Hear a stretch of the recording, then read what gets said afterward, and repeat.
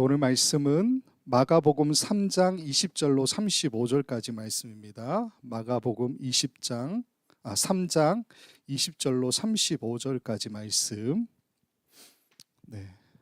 제가 봉독해 드리도록 하겠습니다.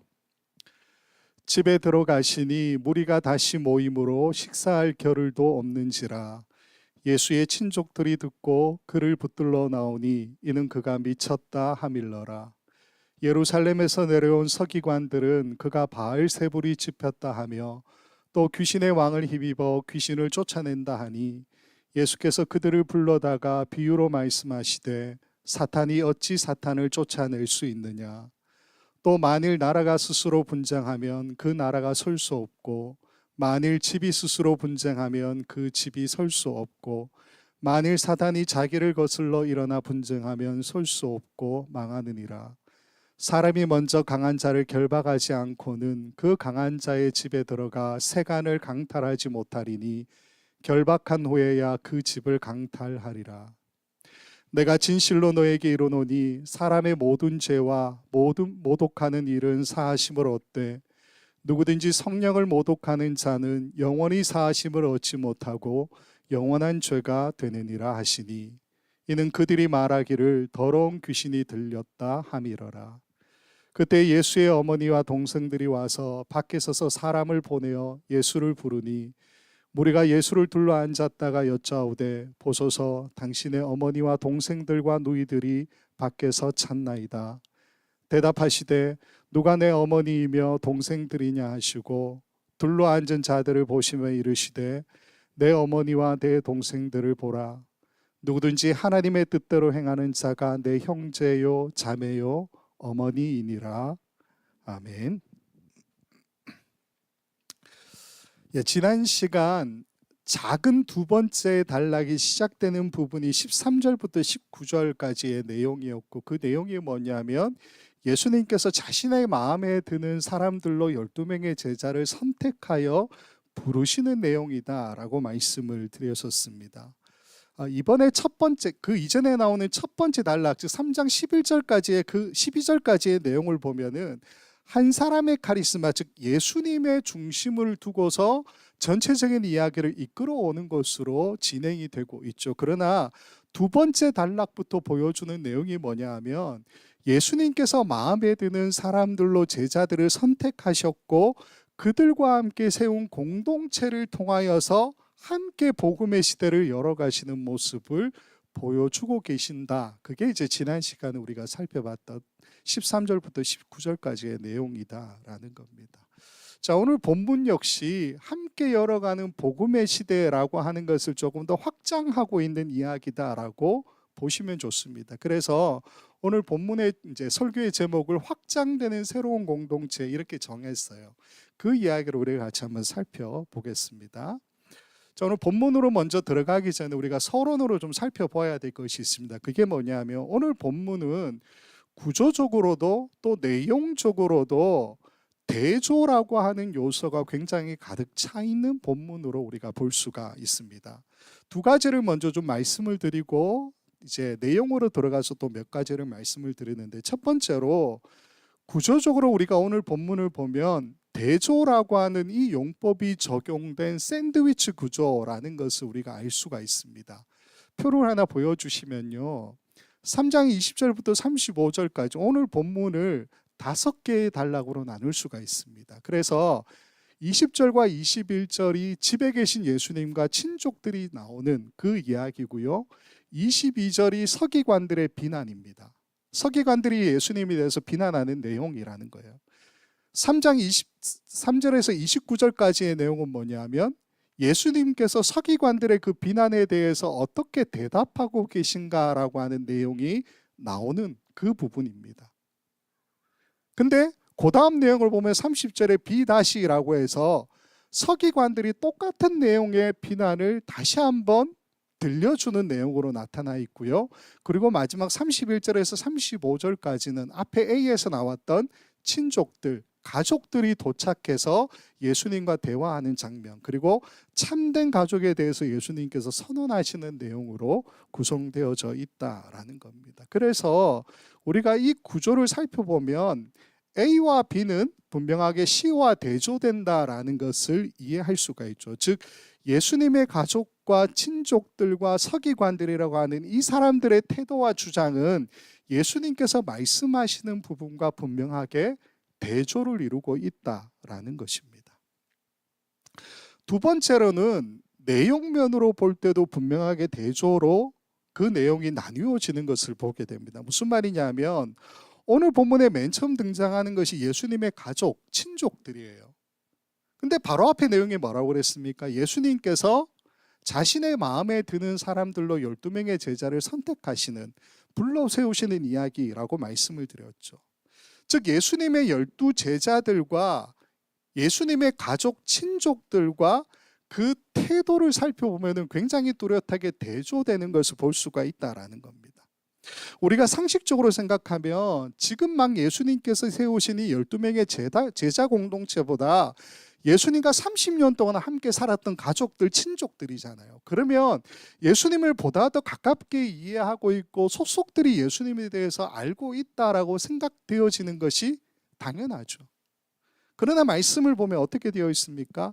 이 친족, 가족들보다 실제로는 제자들이 예수님을 더 잘 이해하고 지지하고 있다라는 것을 발견할 수가 있다라는 겁니다. 오히려 예수님의 친족 가족들은 예수님의 사역에 대해서 반대하는 모양새를 취하고 있더라라는 거죠. 이러한 차이가 대조라는 모습으로 분명하게 드러나 있다라는 겁니다. 자, 여기까지 좀 보고요.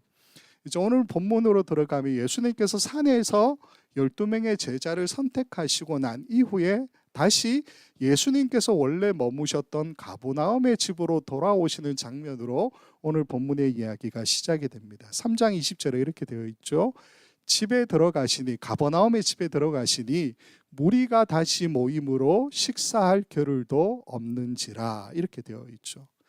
여기서 무리가 다시 모임으로라는 것은 아마도 앞에서 그러했던 것처럼 예수님께로 많은 사람들이 몰려들었다라는 거죠. 그러나 이 사람들은 분명하게 3장 10절에 나와 있는 것처럼 자신들의 의도를 가지고, 목적을 가지고 분명하게 왔겠죠. 10절 말씀처럼 병으로 고생하는 자들이 고치기를 원하는 마음으로 몰려왔다라는 겁니다. 여기에 좀 독특한 이야기는 뭐냐면 20절 말씀 다시 보시면요. 무리가 다시 모임으로라고 하는 이 말보다 뒤에 보면 식사할 겨를도 없는지라라는 말이 나오죠. 이 말은 예수님의 인기가 대중적으로 굉장히 좀 고취되었다, 최고조에 올랐다라는 이야기를 우리에게 보여주는 내용 아니겠습니까? 우리가 좀 찾아볼 것이 있는데 그게 뭐냐면 여기에서도 똑같이 대조의 장면이 나오더라라는 겁니다. 무슨 말이냐면 여기에서는 아까는 제자들과 예수님의 가족, 친족들을 비교했었는데 예수님과 예수님의 가족, 친족들을 비교할 수 있죠. 즉 무슨 말입니까? 예수님은 다시 사람들이 몰려들어서 식사할 겨를도 없을 만큼 대중적인 인기, 대중적인 성공을 거둔 모습을 보여주고 있죠. 반면에 예수님의 가족들과 친족들은 어떻게 생각합니까? 예수님의 이러한 성공에 대해서 그리 달가워하지 않는 모습들을 보여주고 있다라는 거예요. 그 모습이 어떻게 나오냐면 21절 말씀을 보면 이렇게 나옵니다. 예수의 친족들이 듣고 그를 붙들러 나오니 이는 그가 미쳤다 하밀러라. 예수님의 가족, 친족들이 예수님을 붙들러 나왔다라고 말하는데 그 이유를 뭐라고 이야기합니까? 예수님이 미쳤기 때문이다, 그렇게 생각했다라고 이야기하고 있죠. 자, 여기에서 붙들러라고 하는 이 단어가 크라테사이라고 하는 단어인데 뜻이 붙들러가 맞아요. 그러나 우리가 이 단어를 조금만 더 주의 깊게 보면 이 단어는 어떤 단어냐 하면은 강변화 동사입니다. 강변화 동사. 그렇게 명칭이 되어 있는데 쉽게 말씀을 드리면 강제력이 동반된 동사라는 거예요. 즉 강제력이 동반된 구속, 체포, 이런 것을 의미하는 단어가 바로 크라테사이라고 하는 단어라는 겁니다. 그렇기 때문에 단순히 여기에서 예수님을 붙들러 왔다, 마음을 돌이키러 왔다, 그런 뜻이 아니다라는 겁니다. 이 크라테사이가 사용된 그 곳을 보면요, 마가복음 안에 전체적으로 7번 사용이 되는데 대부분 어디에서 사용되냐 하면 14장에서 사용이 돼요.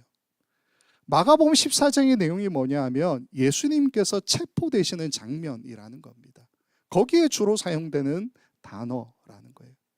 그렇기 때문에 이 붙들러라는 단어는 예수님을 강제적으로 구인하고 끌고 가기 위해서 찾아 나서고 있는 가족들, 친족들의 그 모습을 우리에게 보여주고 있는 단어라는 겁니다. 그러니까 예수님을 미쳤다라고 생각했다라는 거죠.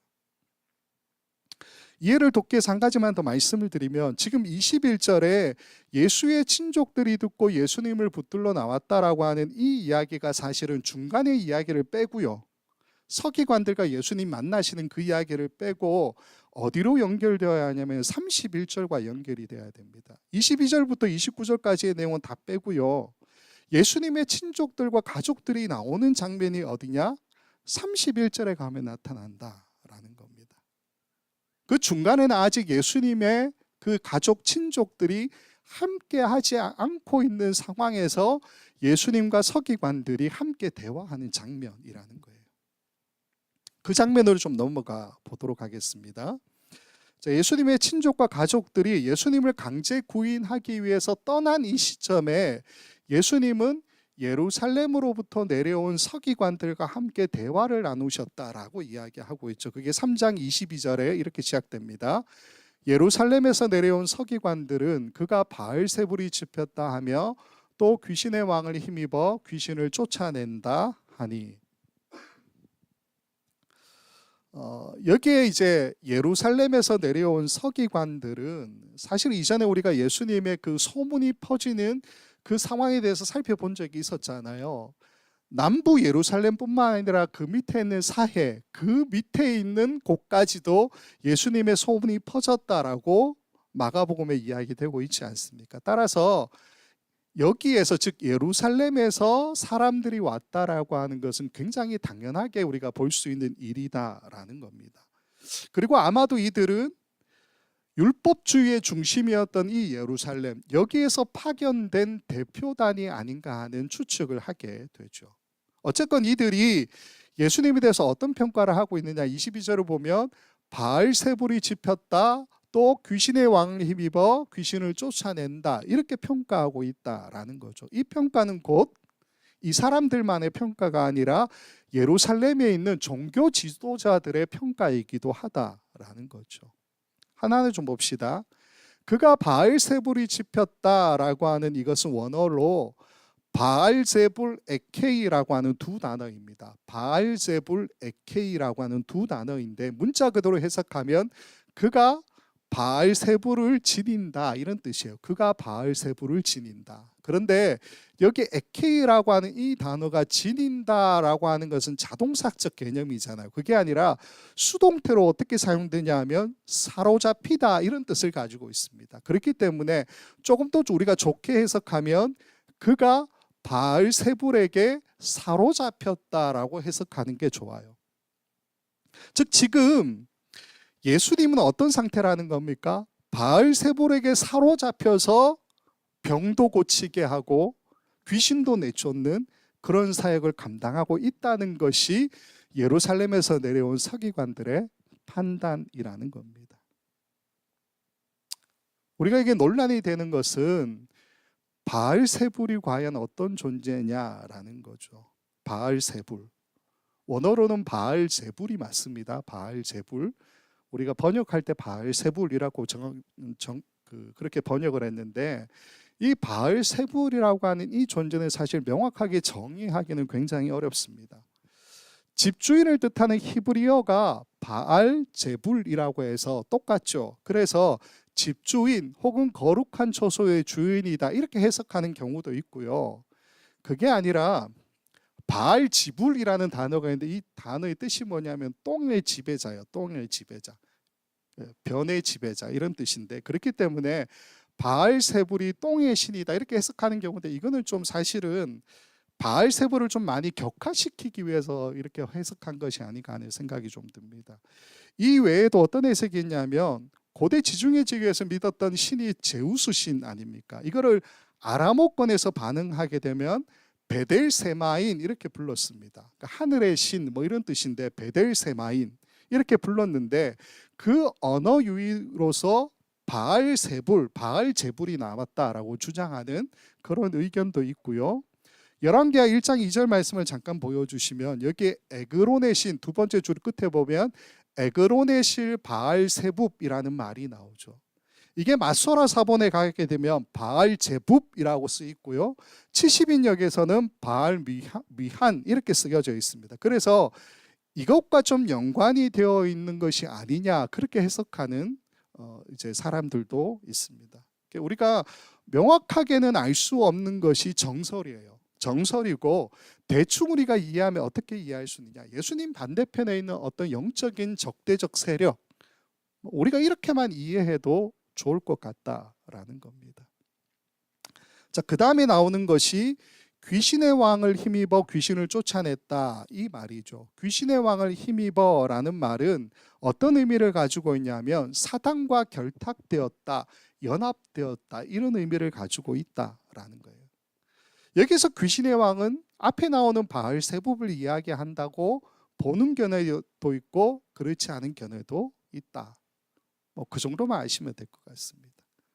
종합해서 보면은 지금 예루살렘에서 내려온 서기관들이 어떤 주장을 하고 있다라고 성경은 이야기하고 있습니까? 예수님이 사탄 혹은 귀신에게 사로잡혀 있고 결탁되어져 있다라는 것을 문제 제기하고 있는 장면이라는 겁니다. 자, 그러면 여기에 대한 예수님의 대답이 뭐냐? 세 번째 단락으로 들어가죠. 예수님의 대답이 23절로 27절까지 이렇게 되어 있습니다. 예수께서 그들을 불러다가 비유로 말씀하시되, 사탄이 어찌 사탄을 쫓아낼 수 있느냐?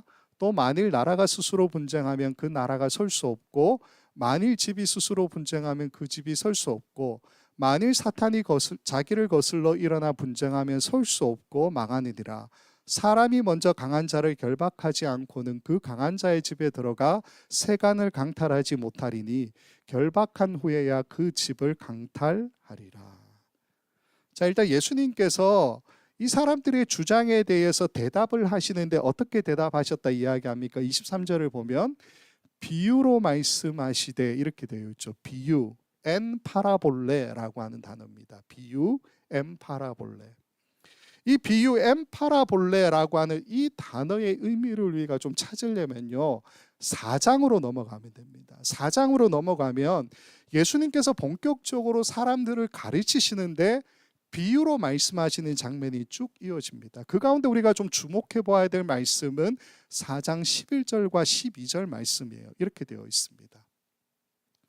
이르시되 하나님 나라의 비밀을 너희에게는 주었으나 외인에게는 모든 것을 비유로 하니, 이는 그들로 보기는 보아도 알지 못하며 듣기는 들어도 깨닫지 못하게 하여 돌이켜 죄사함을 얻지 못하게 하려 함이라 하시고.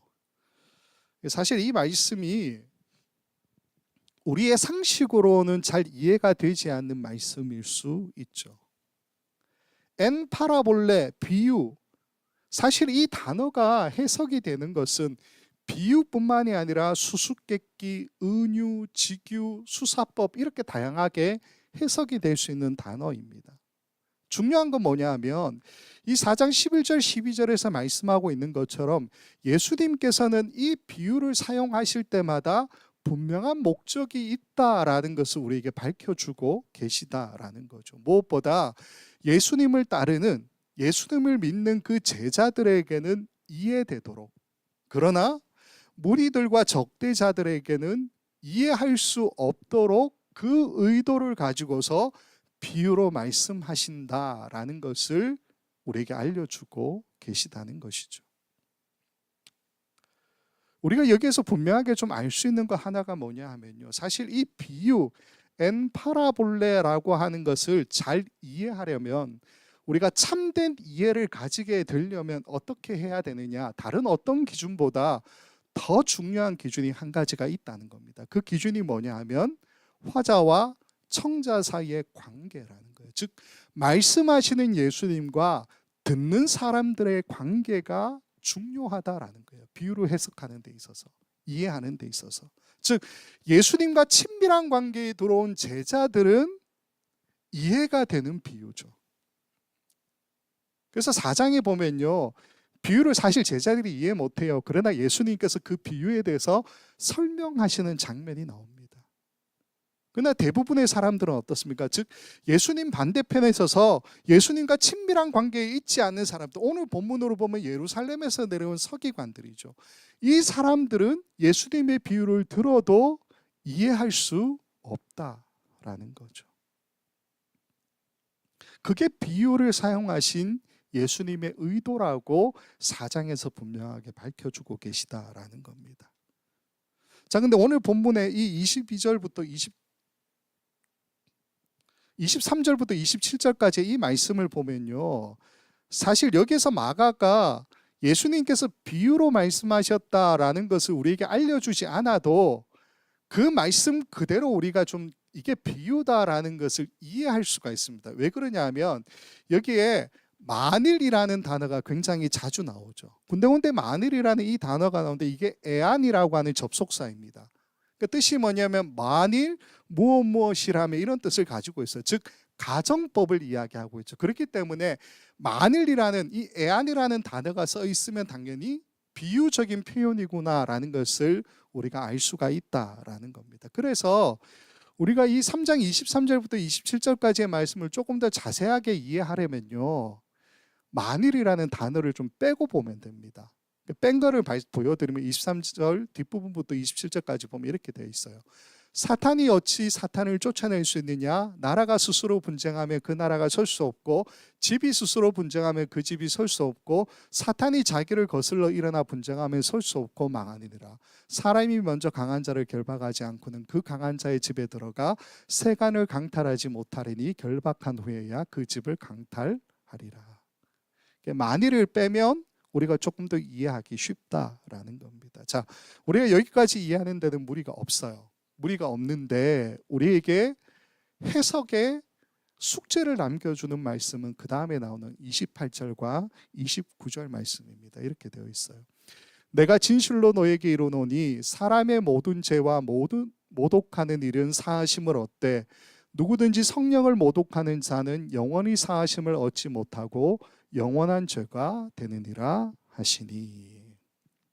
일단 여기에 내가 진실로 너에게 이르노니, 내가 진실로 너에게 이르노니 요게 나오죠. 요게 아멘, 레고, 휘민이라고 하는 세 단어인데 요 용법으로 시작하면은 무조건 우리가 어떻게 생각해야 되나? 진실로 내게 이르노니 아멘, 레고, 휘민이라고 하는 이 단어가 나오면 아, 이거는 우리에게 중요한 이야기구나라는 것을 이해하시면 됩니다.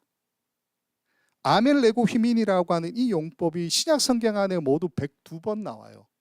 102번 나오는데 모두 다 복음서에만 나오고요, 모두 다 예수님께서만 사용하시는 용법이라는 게 무슨 말이냐면 진실로 내게 이르노니 아멘, 레고, 휘민 딱 나오면 우리가 뭐라고 생각하면 됩니까? 아, 이거는 예수님이 말씀하신 거구나, 그렇게 보면 돼요. 이걸 큐문서, 그러니까 예수님의 어록, 그러니까 손상되지 않은 가장 원초적인 예수님께서 말씀하신 것, 그렇게 이해하시는 분들도 있는데 그렇게 봐도 좋습니다. 어쨌건 우리에게 중요한 이야기는 다른 무엇보다 비유가 아니고요, 28절과 29절에 나오는 예수님께서 직접 이야기하신 이 말씀이 중요하다라는 거죠. 이 말씀을 조금 더 보면요, 지금 예수님께서 어떤 이야기를 하십니까? 사람의 모든 죄와 모든 모독하는 일은 다 용서를 받을 수 있는데 성령을 모독하는 자는 영원히 용서함을 받지 못하고 영원한 죄가 된다, 그렇게 이야기하고 있죠. 우리에게 중요한 건 뭡니까? 영원히 용서받을 수 없는 성령을 모독하는 죄라고 하는 것이 과연 무엇이냐라는 거죠. 그거 궁금하지 않으세요? 마가복음 3장의 이 이야기를 우리가 얼마나 많이 봤겠습니까? 저도 제가 이제 고등학교 때인가로 기억이 되는데 요 부분이 과연 뭔가라는 생각을 굉장히 오랫동안 했던 기억이 있습니다. 여러 가지 해석들이 있죠. 예전에 어떻게 해석했습니까? 예전 성경에는 성령을 회방하는 죄 이렇게 번역이 됐어요. 그렇기 때문에 교회가 하는 일을 방해하는 것 혹은 목사가 하는 사역을 방해하면 성령을 회방하는 죄, 용서받을 수 없는, 영원히 용서받을 수 없는 죄다. 이렇게 설교하셨던 분들이 꽤 많았었죠. 아니면 성령을 모독하는, 영원히 사하심을 얻지 못하는 죄라고 이야기하니까 이거는 신성 모독과 연관이 있구나라고 생각하셨던 분들이 많습니다. 그래서 하나님 탓하면 안 돼, 그렇게 해석하시거나 예수님을 인정하지 않으면 성령을 모독하는 거다 이렇게 해석하거나 성령 세례받고 방언하지 않는 사람은 구원받지 못했기 때문에 성령을 회방하는 자다, 모독하는 자다, 이렇게 해석하는 경우도 굉장히 많았죠.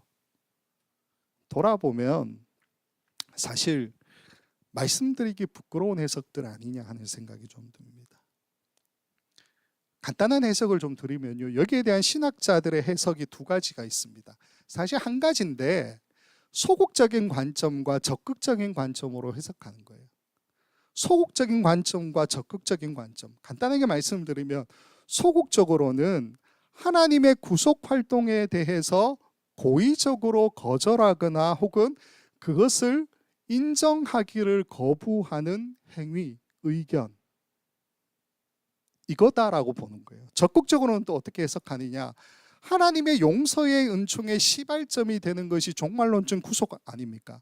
종말론적 구속 활동을 하시는 하나님의 그 행위 반대편에 서서 회방하는 자, 회방하는데 행위로서 혹은 의견으로서 회방하는 그 모든 것이 바로 성령을 모독하는, 영원히 용서받지 못한 죄다, 이렇게 해석하는 신학자들도 있다라는 거예요. 이게 무슨 말이냐면요, 성령을 모독하는, 영원히 용서받지 못하는 죄라고 하는 건 사실 우리가 살펴보면 지극히 개인적인 차원에서의 연결이라는 거예요.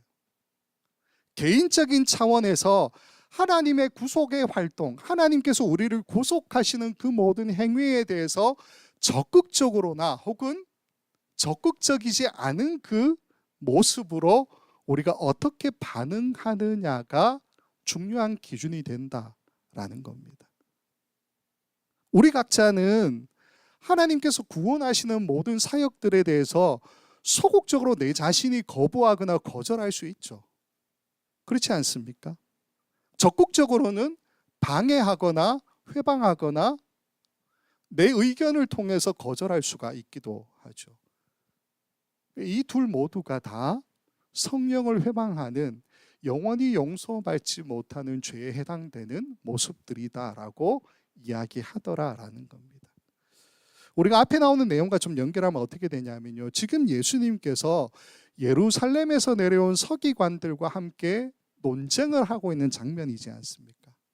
그들에게 받고 있는 의혹이 뭡니까? 예수님이 사단과 결탁되어서 사로잡혀서 기적을 행하고 이적을 행하고 있다라는 거잖아요.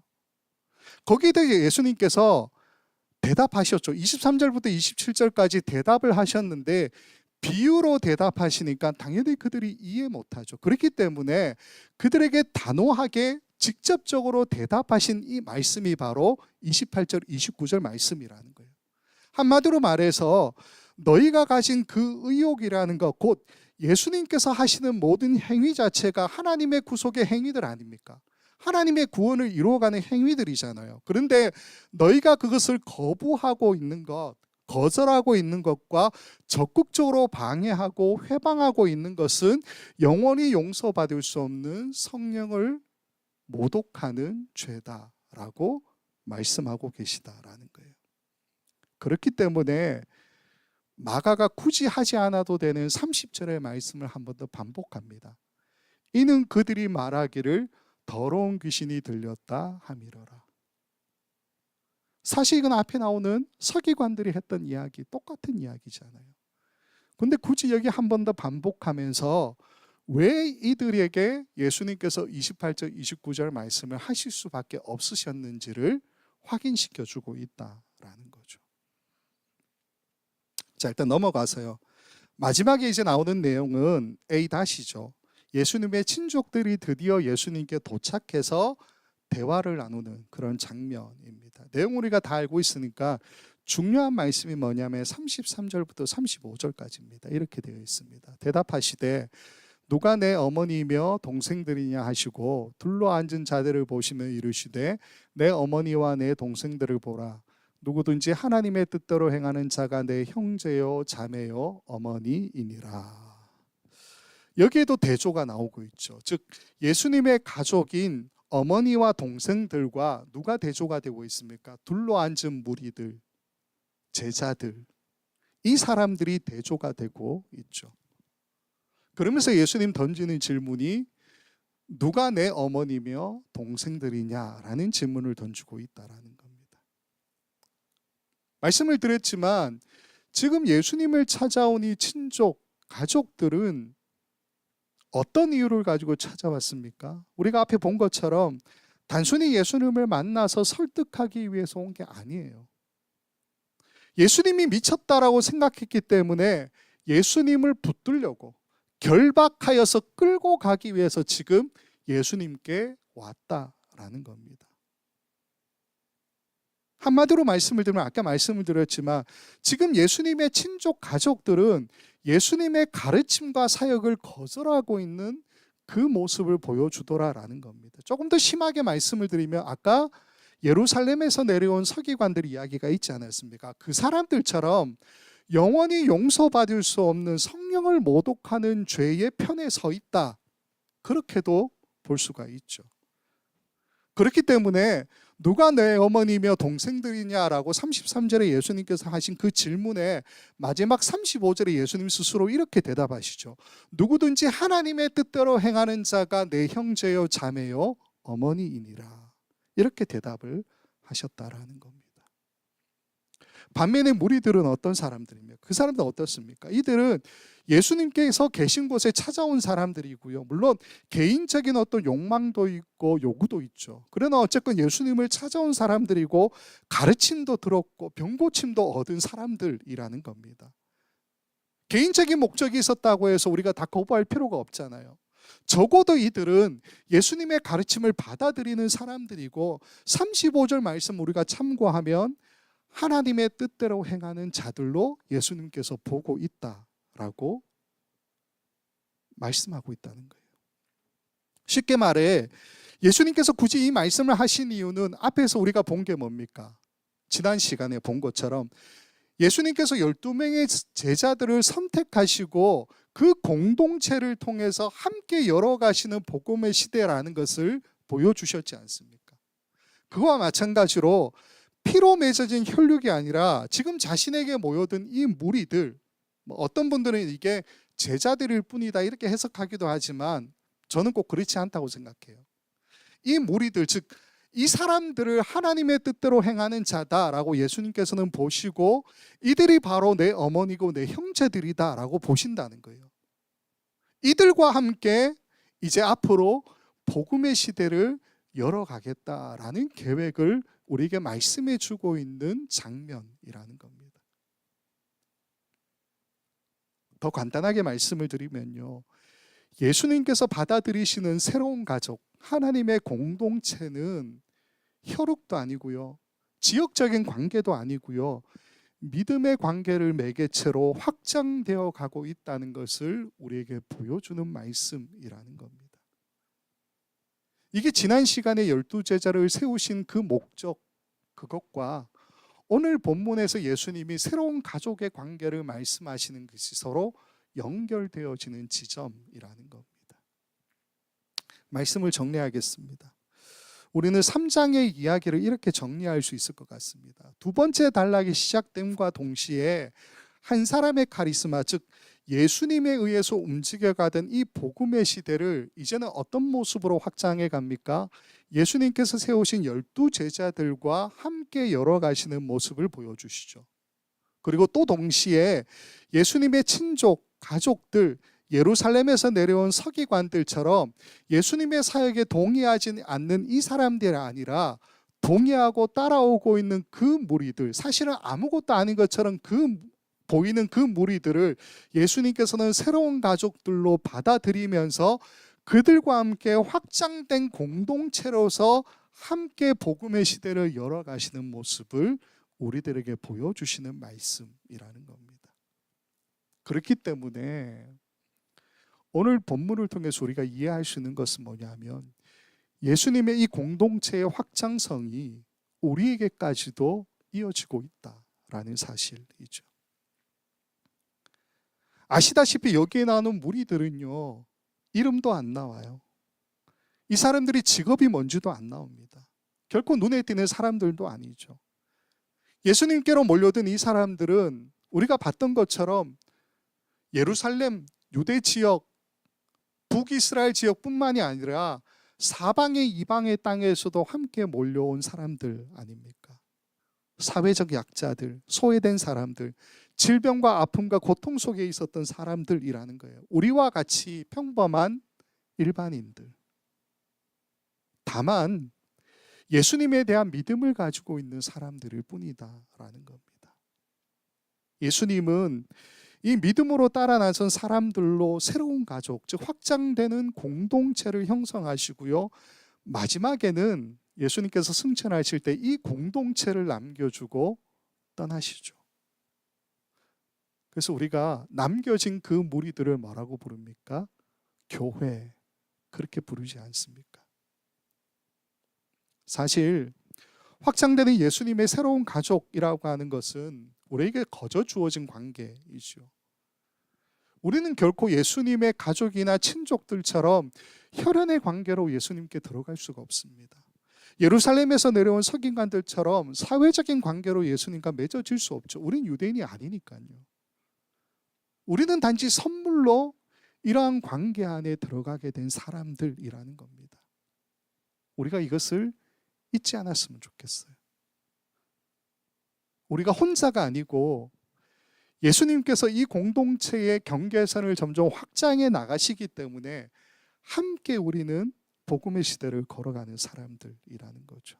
우리 모두가 이 확장되는 새로운 공동체로 부름받았다라고 하는 사실을 잊지 말고 감사로 이 사실을 받아들이면서 예수님과 함께 복음의 시대를 나도 걸어가겠다, 또 다시 새롭게 결단할 수 있는 우리 모든 성도들 될 수 있기를 우리 주님의 이름으로 간절히 축원을 드립니다. 기도하겠습니다. 고마우신 아버지 하나님, 아무런 특별함도 대단함도 아름다움도 내세울 것도 없는 단지 한 무리에 불과한 저희를 확장되는 새로운 공동체로 불러주시니 감사를 드립니다. 우리에게 이 관계가 거저 주어졌음을 잊지 않게 하시고 당연한 것이 아니라 은혜임을 기억하며 하루하루 우리에게 주어진 삶에 예수님과 함께 발맞추며 예수님을 따라 살아가기를 결단하는 우리 모두가 되기를 간절히 소망합니다. 마지막까지 이 땅에 이 새로운 가족, 교회를 남겨두신 그 이유를 우리 모두가 기억하며 주어진 우리의 교회 공동체를 통해 날마다 서로를 자극하고 기도하고 섬기고 사랑하면서 하나님의 나라를 이 땅에 세워나가는 우리 모두가 되도록 주께서 인도하여 주시옵소서. 감사드리며 확장되는 새로운 가족으로 우리를 불러주신 예수 그리스도의 이름으로 기도하옵나이다. 아멘.